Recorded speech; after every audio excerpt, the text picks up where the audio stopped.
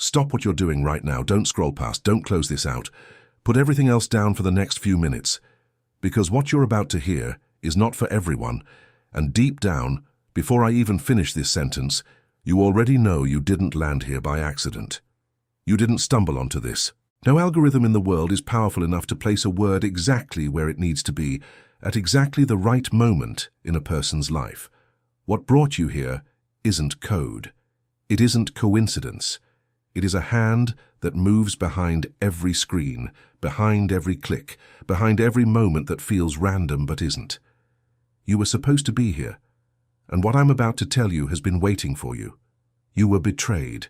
Someone you trusted, someone who had access to who you are, to your dreams, to the tender parts of you that you don't show just anyone. That person used what they knew about you to move against you. And what that betrayal tried to do, what it was designed to do at the spiritual level, was divert what was already yours.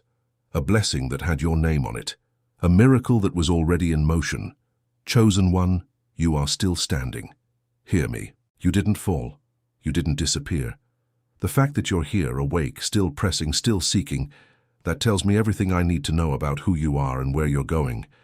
The enemy sent that betrayal to stop something God already decreed. And it didn't work. Today, this June 9th, something moved in the invisible realm. Michael was dispatched. I don't use that name lightly, and I need you to stay with me, because I'm going to tell you exactly what that means for the miracle that betrayal tried to divert from your life. But first, I need you to understand the weight of what you've been carrying. You were brought here by divine alignment. This is not a word for the casual. This is a word for the one who has been up at 3 a.m., mind running the tape again. The conversation, the moment you realized what happened, the way trust shattered in slow motion. You replay it, because some part of you is still trying to understand how someone who was supposed to be close could turn. And underneath the heartbreak, underneath the anger, there is a question that hurts even more than the betrayal itself. A question you may not have said out loud because it feels too raw. Why did God let this happen? Why did He allow the very thing I was standing for, the very breakthrough I was pressing toward, to get hit by something that came from inside my own circle? That question is not weakness. That question is the proof that your faith is real enough to wrestle with. You believe enough to be angry. You trusted enough to be wounded. And the miracle you were expecting was real enough to make its interception feel catastrophic. Your body knows it. You're in a kind of permanent alert, vigilant, guarded, scanning every relationship now for signs of what you missed before. Decisions that used to come easily are paralyzed. Resources that were flowing have seemed to dry up. And the hardest part, the part that keeps the wound open, is not being able to fully trust your own perception anymore, because you didn't see it coming. I want to tell you something, and I want you to receive it not as religious comfort, but as a word with weight. The betrayal did not cancel your miracle. It tried to reroute it. And there is a difference that changes everything about what tonight means for you. If this is resonating, if what I just described sounds like your 3 a.m., like your last 6 weeks, like the thing you haven't been able to say to anyone, I want you to like this video right now as a prophetic agreement. Not a like for an algorithm. A prophetic yes.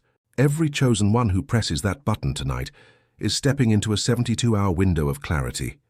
Clarity over what the betrayal was really targeting and what God is still moving toward in your life. Press it now and stay with me. I want to start by reading something to you in the first pinned comment below this video. It's the opening of something called the Solomon Code, 3 movements written specifically for the one who has come through betrayal and is standing on the edge of a door that is still open. The first movement is for the wound, the second is for the warfare, the third is for what comes next. Find that comment, read it once tonight, and let it do what it was built to do. The link is right there waiting.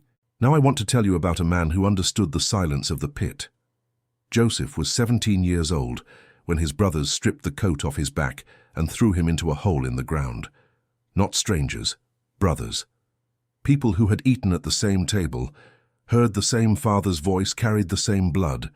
And when he was in that pit, looking up at the edges of the earth while they sat down to eat, Genesis 37 tells us they sat down to eat, Joseph said nothing that we have recorded. No curse, no cry for revenge. No demand for justice spoken into the dry air of that hole. Whatever he felt, and he felt everything because he was human, he kept something protected inside himself. A seed, a knowing. Something that the betrayal reached for and could not touch. The pit was not the end.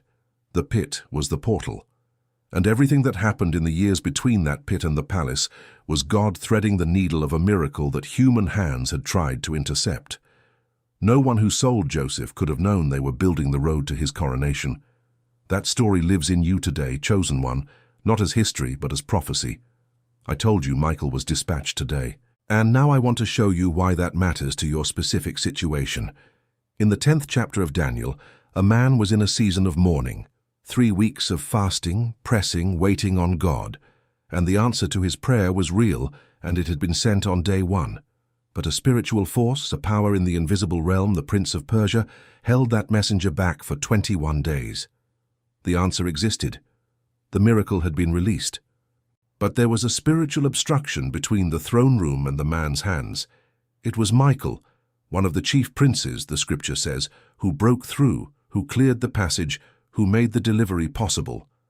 What that passage tells us is this: a retained miracle is not a cancelled miracle.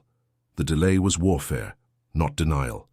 And when a betrayal happens in the natural realm, there is almost always something corresponding in the spiritual realm, an attempt to hold the passage closed, to keep what God sent from arriving.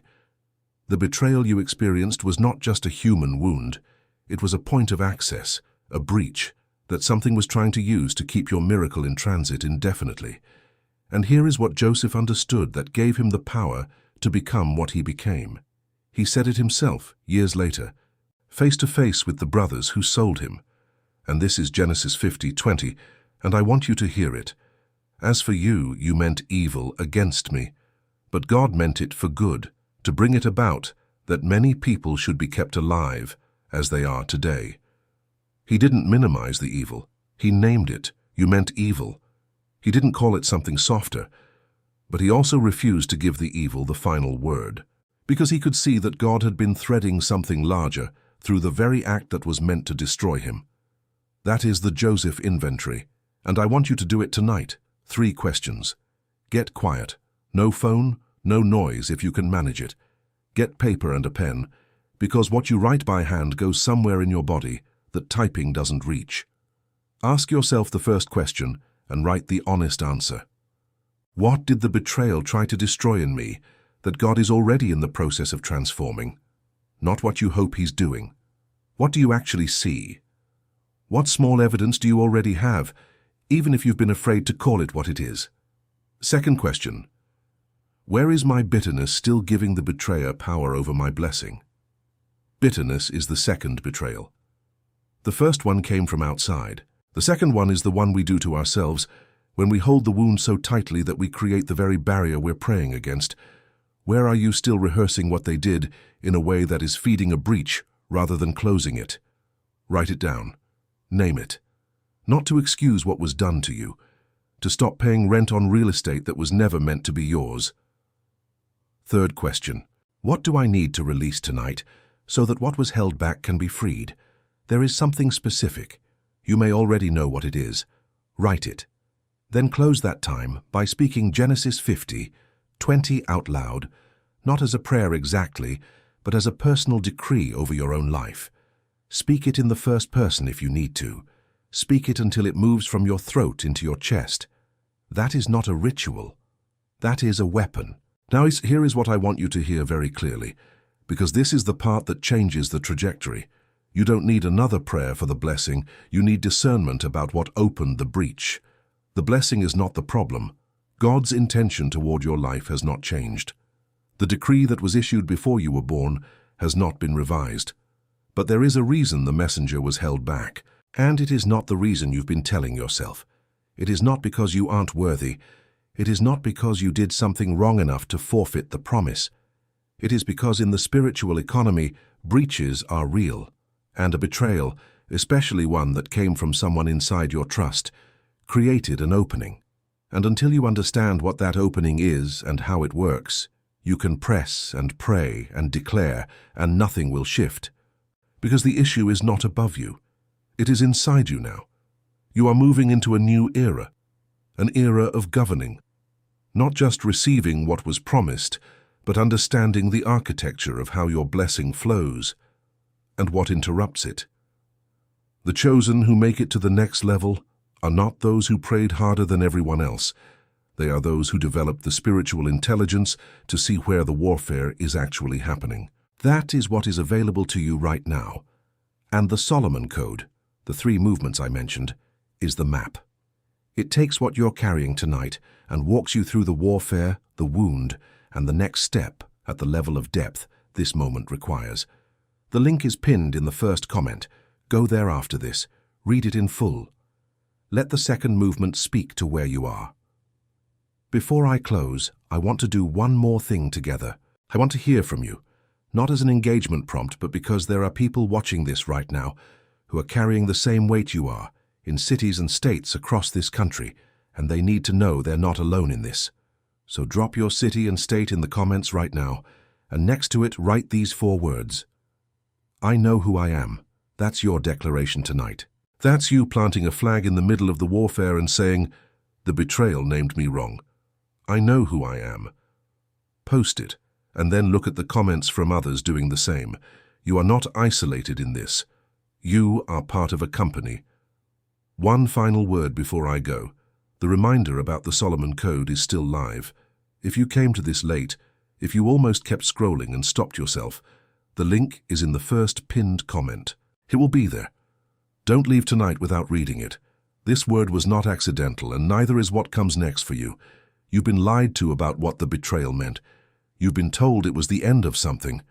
But what Michael's movement on June 9th is declaring over your life is this. It was the beginning of a passage. The pit was not the end. The delay was not a denial. And you, chosen one, are still in the running for everything that was decreed before the foundation of the world. Walk in it. The Lord bless you and keep you and make his face to shine upon you, and bring through everything that was held back into the fullness of what he promised. Go in peace.